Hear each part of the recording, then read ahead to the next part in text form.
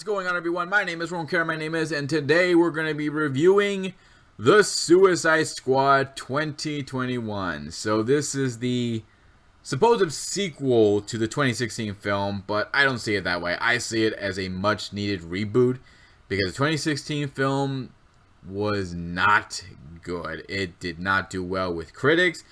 It did not do well with fans. People did not like this, so when we heard they were going to do a sequel, I was concerned because I was worried how that was going to go. But when I found out James freaking Gunn was going to be directing this film, hell yeah, bring him in, give him all this control, let him do whatever he wants. He did well with the Guardians of the Galaxy. He made that film and the sequel so much fun.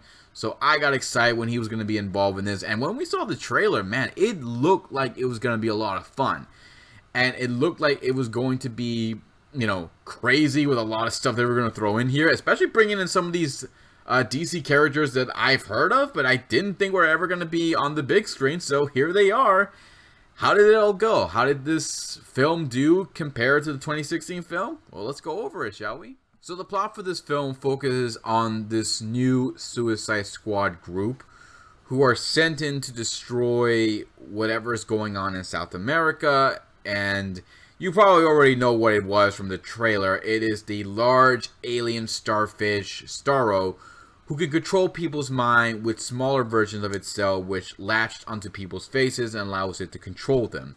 So our anti-heroes have to go down and to this country and save the world and try not dying while doing it. So that's pretty much the plot without spoiling too much for you guys. I really don't want to spoil this for you because this was actually a lot of fun. I had a great time with this plot. I loved everything about it and how different it was from the 2016 film. I mean, if you compare the two plots, this one was a lot more fun. It was also pretty crazy as hell, but it's still a lot of fun. You also get really invested with these characters. You care about what happens to them. You are invested from the beginning, middle to the end, just seeing how it all goes. And by the time we got to the final act, that is where shit goes down. I was also surprised with some of the stuff that happens in the film. I mean, you would think it's going to go probably the same way as the 2016 film, where nothing happens to a lot of these characters, but no, this film actually surprises you. It actually pretty much shocks you with what happened, and it's not predictable, and I actually like that, because I was on the edge of my seat throughout everything that was going on, and I was glad this was not predictable, because that was my biggest concern with this story.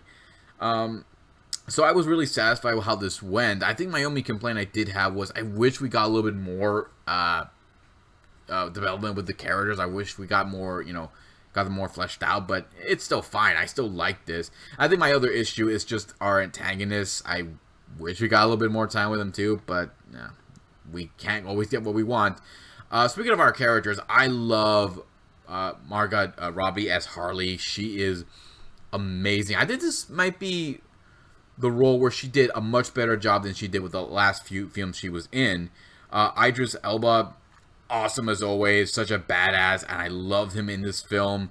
John Cena, Sylvester Stallone, the roles just made me laugh. They were probably the best part of the film. Along with everyone else did an amazing job with their roles, especially with their characters who you never thought, you never thought you would see them on the big screen. Especially Polka Dot Man. What the F? Polka Dot Man on the big screen? That's awesome, and I love who they got to play him. Oh, this was so cool, seeing these minor DC characters all getting their chance to shine. It was so much fun. Again, my only complaint is I wish we got a little bit more time with them, but, I just didn't want to see them go, but, it still sucked, but, and I wish we also got a little bit more time with Starro as well. I kind of wish we got a little bit more, but still, it's not that bad. I still liked how this went with all these characters. Every one of them did an amazing job, especially when we got to the comedy and the action. It's all mixed in together. You can tell this is a James Gunn film because he's able to balance out the comedy, the action, and the sad, dramatic moments as well. He does a great job with that. I especially love how graphic we get with the death, which was surprising, but I still liked it. I didn't mind the setting of how they shot the film. They all looked pretty good, looked all well done. Yeah, the special effects, you could tell it was a lot of times are fake. Yeah, but it's still not bad. I still like how it looked. The costumes for the characters look all great. I especially love how King Shark looks here, especially how he's able to give, like, you could tell what he's thinking, but at the same time, you also can't tell what he's thinking as well. I just love how he looks, and how much he just makes me laugh.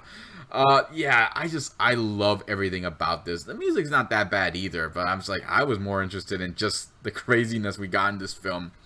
So yeah, the Suicide Squad, is it a huge improvement from 2016? You bet your sweet bibby it is. It's a lot of fun.